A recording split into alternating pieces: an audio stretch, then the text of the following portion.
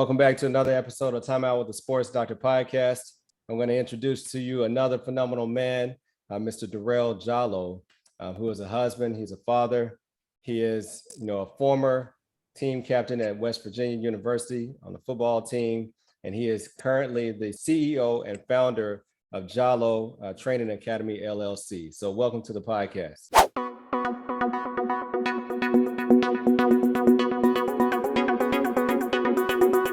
Are you interested in real estate? Are you tired of hearing about all the money that your friends and colleagues are making from their investments, but you don't know where to start? Don't worry, I got you. We are teaming up with Dr. Ronnie, Shalev, and Shalwin Properties to equip you with the tools you need to feel empowered about your investments. So how do you get involved? Do these three things. First, go to my website at Dr.Derrick, thesportsdr.com, and click on the sponsor link for Shalwin Properties. This will give you access to a free webinar, as well as the ability to have a discovery call with Dr. Ronnie Shalev. Also follow her on social media and stay tuned for more helpful tips coming at you on Money Mondays. Now, back to the episode.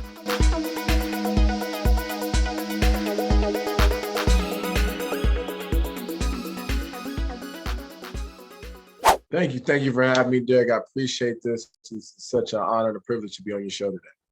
Absolutely. So once again, I've mentioned Classy James and the Athlete Unite Conference several times now on this podcast. Mr. Jalloh was one of the keynote speakers at that conference as well. And he did an excellent job talking about generational health, not generational wealth.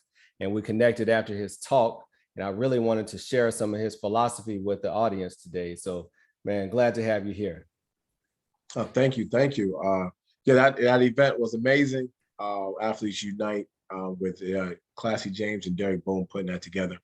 I still think about it, about some of the lives. You only need one person to reach out to that feels like, hey, I got something out of this, that 1%. So I really feel like that happened during that time there. Sure. So, talking about athletes, talking about you excelling in football, on the collegiate level, but talk about football and kind of how that was your way out, or tell us about growing up, where you grew up and how football played a significant role in your life. Yes, definitely. Like most people, playing sports, that's your way out. If you're not, inclined academically, or you don't have the financial means, this is like your one ticket to get out, where to play sports, whether that's basketball or football or baseball, rather, for those three particular. And the communities that I grew up in, there were, lower socioeconomic standards. So I played football. I was blessed enough with the talent from God, and I didn't think it would take me this far. Honestly, I thought it was just, going to play a little bit, score a couple touchdowns, and go home. But it has opened up a lot of doors, different platforms. So coming from Reading, Pennsylvania, my mother moved me from there to Greensboro, North Carolina, and then I had the luxury of taking, everything and making it my own, and had the opportunity to get a scholarship to West Virginia University and playing football there. So talk to us about Reading, Pennsylvania versus, you said Greensboro, right? Yeah. Those are two different areas. Talk about that experience. Different areas. Well, I'll kind of tell a quick story. I know it on time. So from Reading, Pennsylvania to Greensboro, North Carolina, and Reading is predominantly, up there where it's right outside of Philadelphia. So, the culture shock for me to go to Greensboro.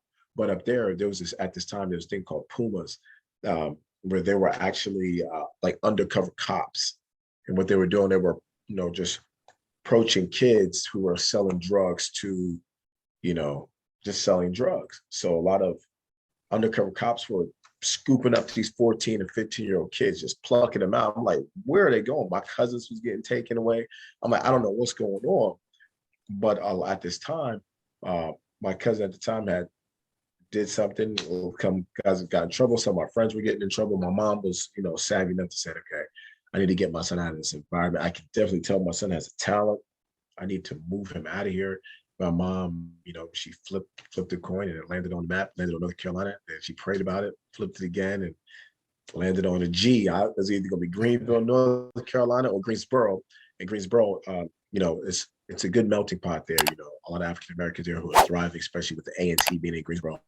And we got on the Greyhound bus, and I had salt shakers and picture frames in my hand. We on the bus just going down. I'm like, this is crazy.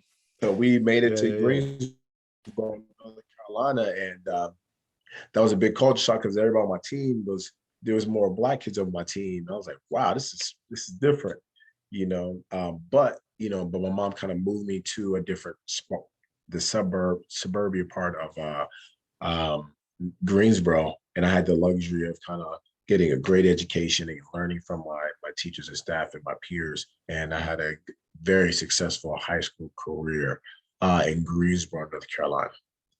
Yeah. So at first I thought you were the Fresh Prince. I thought you were about to move in with Uncle Phil and Aunt Vivian in the mansion, right? Nah, my mom was not letting that happen. Well, funny, I moved in with my uncle for about 3 months while my mother went to North Carolina to set up shop. So I did do the Fresh Prince essentially, but at that time, I believe the movie was The Wood. So my boys, we were watching The Wood, and they were like, "Where you from?" He said, "I'm from North Carolina." But I was like, "Y'all from Reading, Pennsylvania." So it was like the opposite. I was moving to North Carolina, to the country part, right?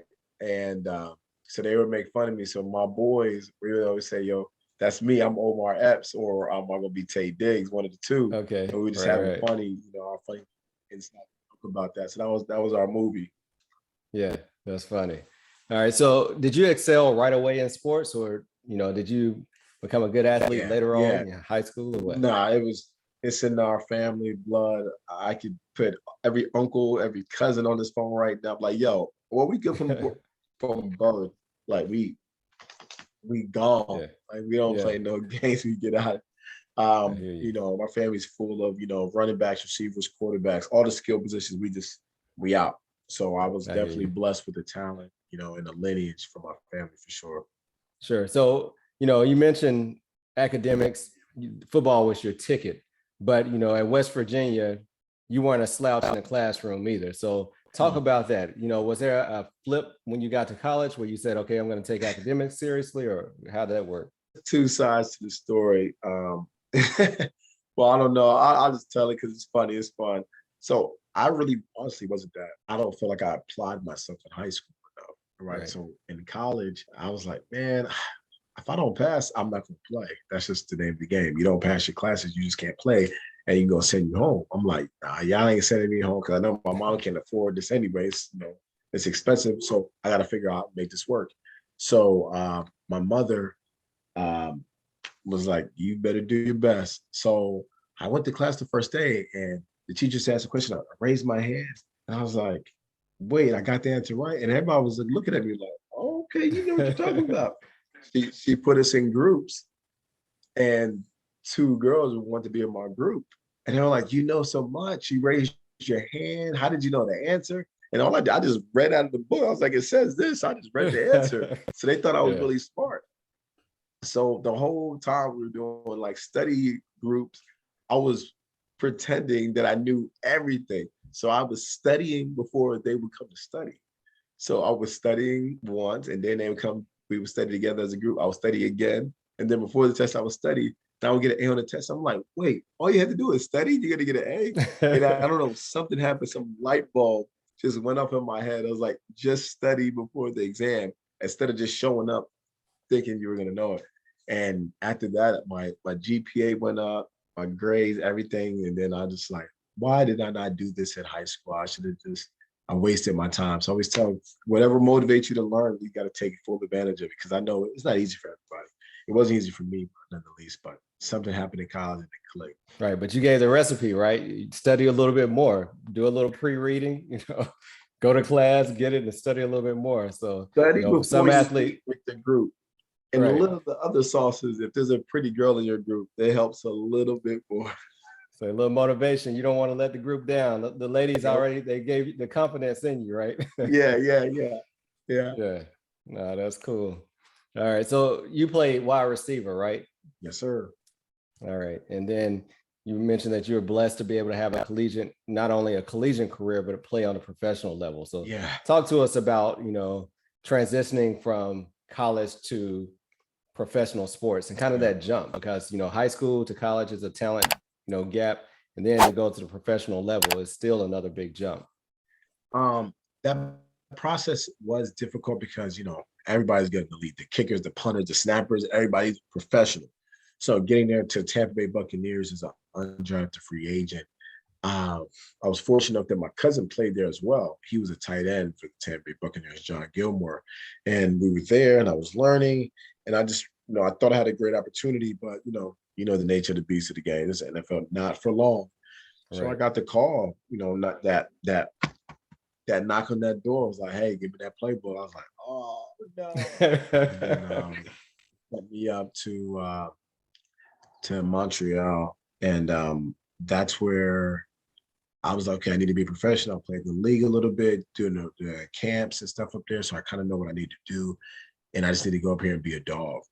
I kind of was like, what do I want to do? Do I like it up here? Do I want to stay? I'm kind of homesick. I miss it. I don't know how to speak French. I'm just like, what's going on?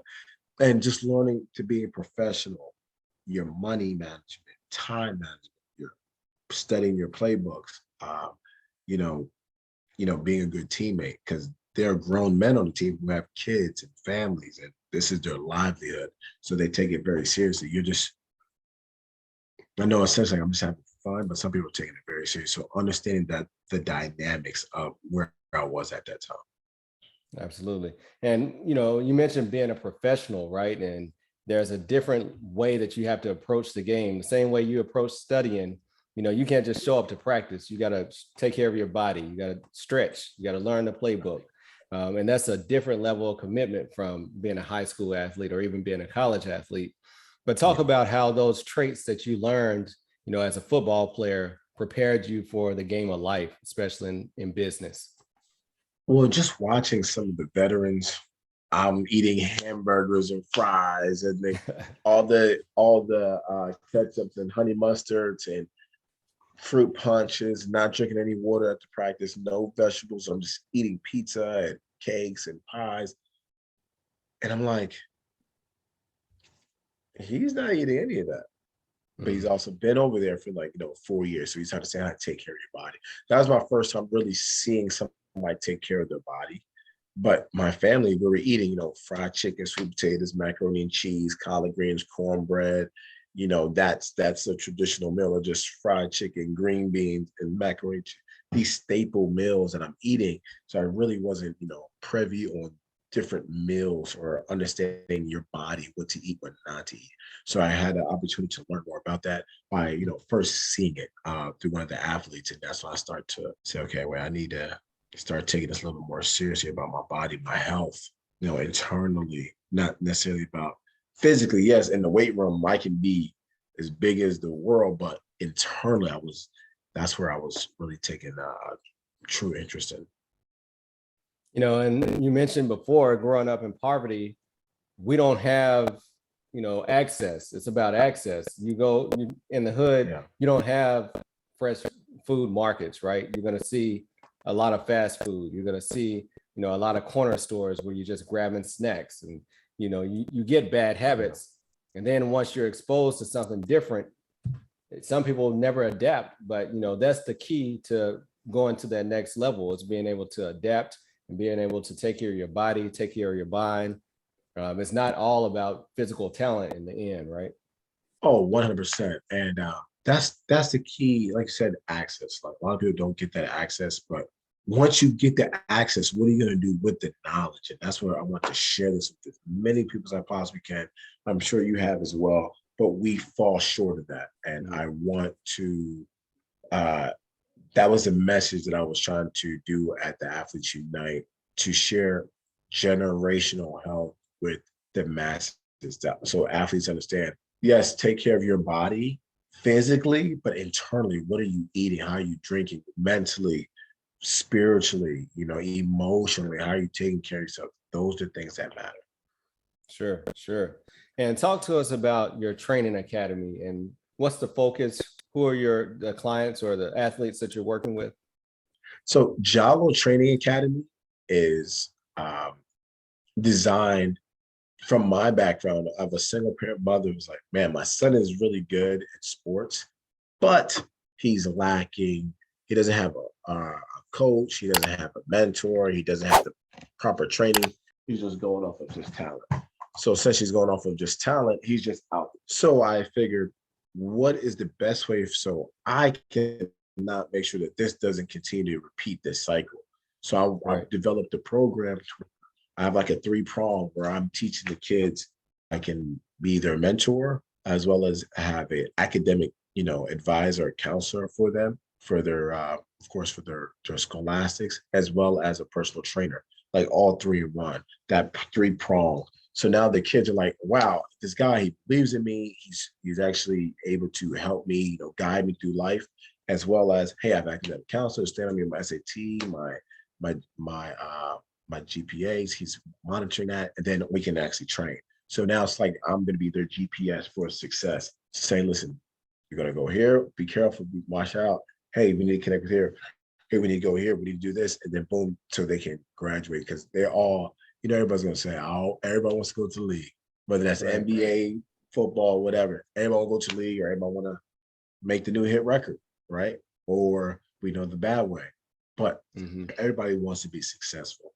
So if you're going to do it, this is definitely the harder way, but it's worth it in the end, because you're going to reach your goals as you go up and progress. Yeah. So one thing I'll talk about on this podcast is success, and what it looks like is different for each individual, right? Yeah. So somebody might have the goal of being a doctor, a teacher, a professional athlete, but whatever it is, it's achievable for each person if you have the skills and if you have access to it. So I think it's great the way you're bringing that all together. Now, is that just you working one-on-one with the athletes, or do you have a team that's working with them? The Sabre training bat is like no other training bat you've ever used before. So the purpose of the Sabre training bat with its modified barrel is so that you can perfectly sequence and get behind the ball, getting the bat on plane sooner, creating less miss hits, more line drives, higher batting averages, and more exit velocity. The Sabre training bat is the #1 training bat on the market. Sabre Bats, the training bat that's going to take you to your best swing.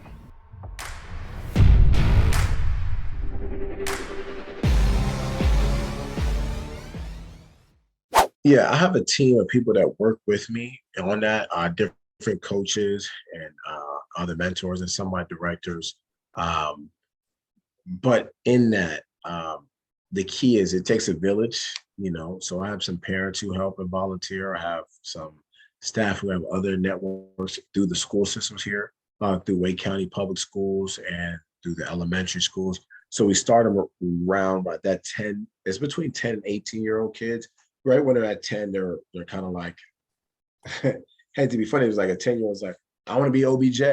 I'm like, all right, cool. They're like, yeah, I'm about to be LeBron. I'm like, you sure you want to do that? Yeah, I know I'm going to be that guy. I'm like, okay, let me train you. And based off your work ethic, I'll let you know right off the back. And they're like, I'm tired. I don't want to do this. I need a break. I need to sit down. I'm like, you really don't want this. So now I kind of, and it's a backwards way, but it actually helps, because now the kid is like, wow, I thought I was going to be the next LeBron James, but I can't make, 5 layups, and I can't make all of my free throws, and I can't get up and down the court without getting so tired. I need to practice and practice. And I kind of want to quit. I don't really want to do this. Okay, great. So you spending a lot of time doing this and back and forth dribbling. Now you can focus on your academics. Let's get into the books, because now that hoop dream over. So let's focus on the mentoring, and let's focus on the academic counseling. Let's get into that. If you want to play leisurely basketball, just play on your team, sure. But then I'll get a guy that's like, yo, I'm going to be the next Jay Rice, or the next Tom Brady. All right, let's work out. And they dog it, and they're not playing no games you want to break. Nope, I'm ready to go. Like, whoa, coach, after the workout, coach, can we work out again? No, we just worked out. Nope, I need to work. I want to work. Then I know that they're hungry. So now I can add, and based off of what they're at. Some guys come into already with 4.0 GPAs. Some kids don't have parents in the household. Their aunts maybe send them to me. So I'm able to figure out, and I tailor it based off of, each individual. So each time is completely different, but it's a great way to learn each person's, very specific prototype of what they want to do in their life. Yeah, I think that's awesome because you're really meeting the kid where they are, working with their strengths, working with their weaknesses. Because many times when kids are meeting a coach, right, for training, it's either you cut it athletically or you don't. If you don't cut it, don't waste your time, don't waste my time, let's move on with this. But even the kids who you see and they finally realize, hey, I might not be a Division I athlete, but you can still help them be a Division I scholar athlete, or get a scholarship for school, an academic scholarship. So at the end of the day, I always tell my athletes, look, at one day the ball is going to stop dribbling. You got to hang up the cleats at some point. You might be 30, you might be 35, you might be 18 or 19, or you might get injured as a high school player and never be able to play again. So you always got to be well-rounded. Definitely. As an athlete, definitely that plan B. And also too, I would be doing myself a disservice if I don't say this. Some athletes do come to me and they don't have the mindset right off the back. Like they go, I didn't know it was this hard. I'm not training you as a high school athlete. I'm training you for you want to be an NFL player. I'm gonna train you like an NFL player right now. Just because you're 15 doesn't mean you can't train like you're getting ready for pro day. So they're like, they haven't developed that mindset. So then I teach them that mindset. Then they're like, wow, if I really want this, I need to like change my mindset, my attitude, my demeanor, my way and talk and walk. I need to really do this.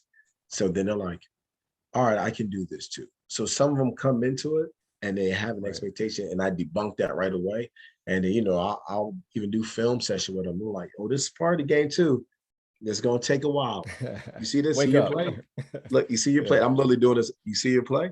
Look at your play. Look, what are you doing? Look at your stance. Look at your start. Look at the top of your route. Did you burst out a break?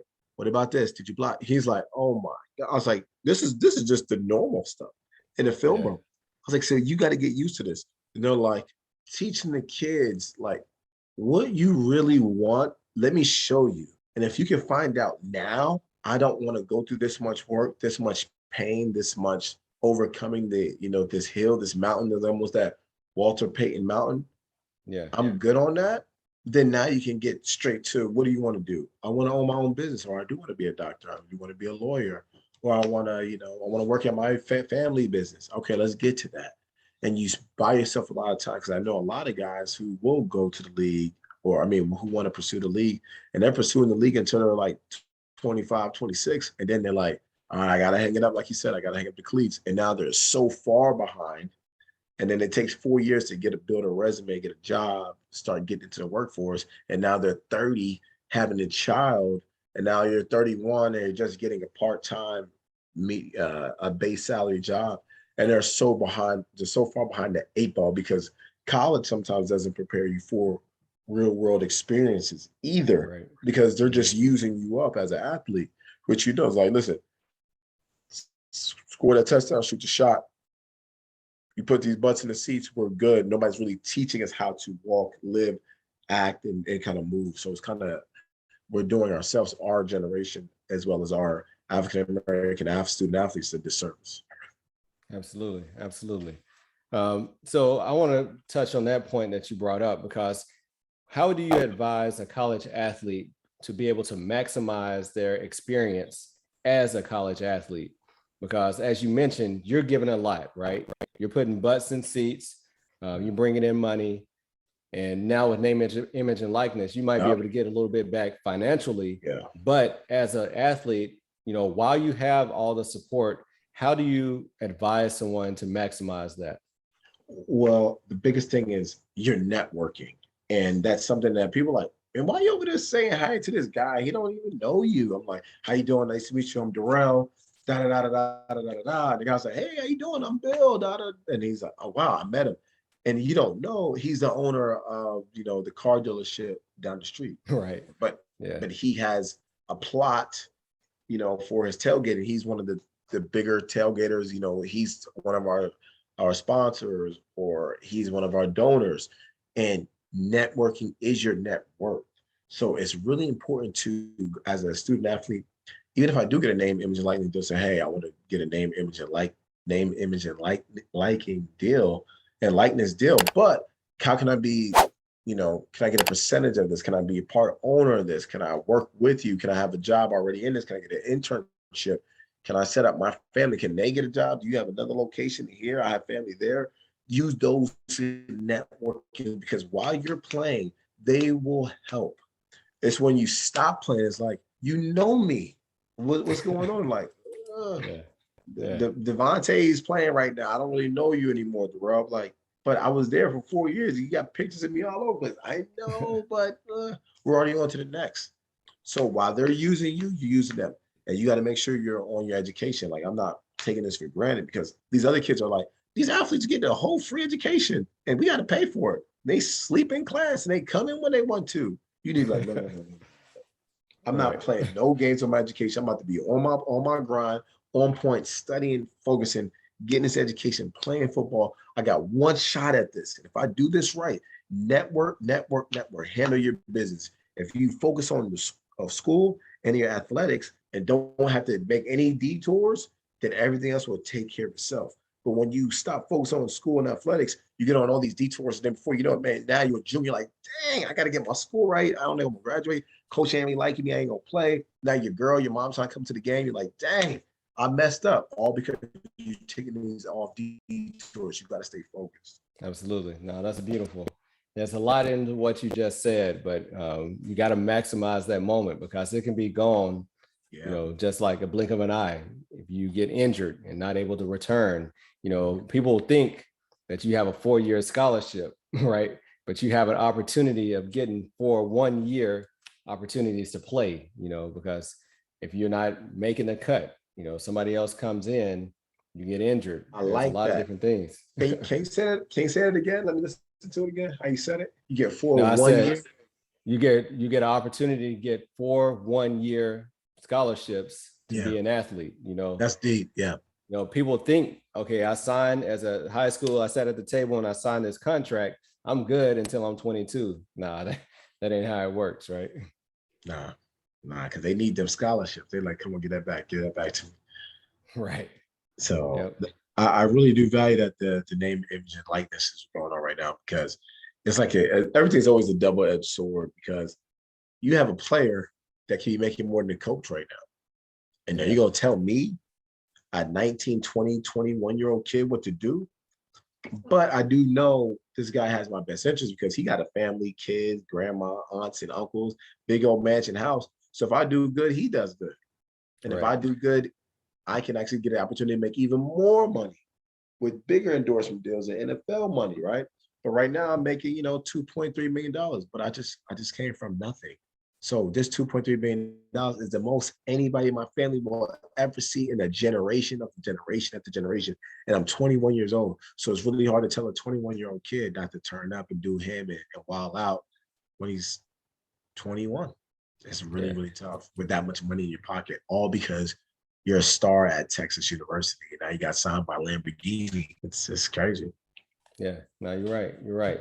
So on Timeout with the Sports Doctor, this is your final timeout. So, you shared a lot of great gems and advice to not only athletes, but to, entrepreneurs and people who are just striving to be better. But what one thing would you say, is the key, kind of the secret sauce to maximizing, as an athlete, as a mentor, as a business owner, whatever it may be? What do you think that secret sauce is for you? Well, this is a no-brainer, easy one. It's nothing but God. I pick God first, and that's the center of my life. And since I'm putting God first, like I said before, like with school and sports, you put God first, everything else will take care of itself. And that centers me.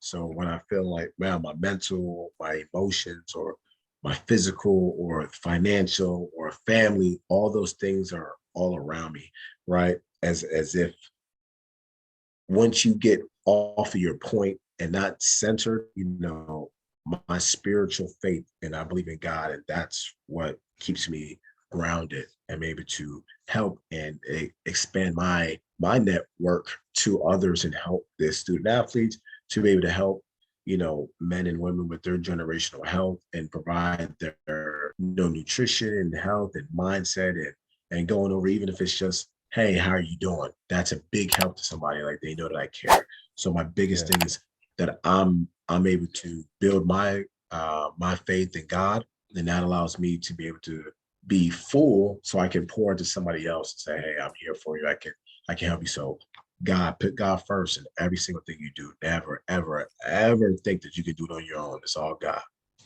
That's beautiful. That's beautiful for sure. But man, thank you for sharing with me. It's a wonderful work and important work that you're doing with the youth. Not only teaching them how to be athletes, but teaching them how to be young men and young women, and also teaching them that there is life outside of sports. So I think that's great. Yeah, for sure, man. Thank you, man. I love this platform. I love the opportunity that you're providing for even ex-athletes and just entrepreneurs and people in the workforce, for sure. Hey, this is something that's big, man. Look, I want you to bring me back on the show when you get on the big network. I want you to be like, yo, D, you remember we did that show? Did you come back on? Look, if you need a co-host, I'll co-host. Look, I'll be back. All right, I got you. I'll be Skip. I'll be Shannon. I'll be Shannon if you want to be Skip, or vice versa, whatever you want to be. Look, I don't know if you see that. You like that show, Undisputed. I like that show. Yeah. So let me know, man. How you I can help, man. It's a blessing, man. And thank you for what you're doing, man. I really do appreciate you. Hey, I appreciate that, man. And we'll continue to talk. There's definitely some opportunities we can work on together. All right, let's do it, man. Appreciate you. All right. Thank you for continuing to support this podcast. If you enjoyed this episode, then please leave a 5-star review. And if you haven't done so, subscribe so you continue to get the updated episodes. Until later, peace. Hey, TimeOut with the SportsDr. Keep our head right in the game. We ain't never stopping. You are now tuned in. Trust you don't want to miss. This is where life, sports, and medicine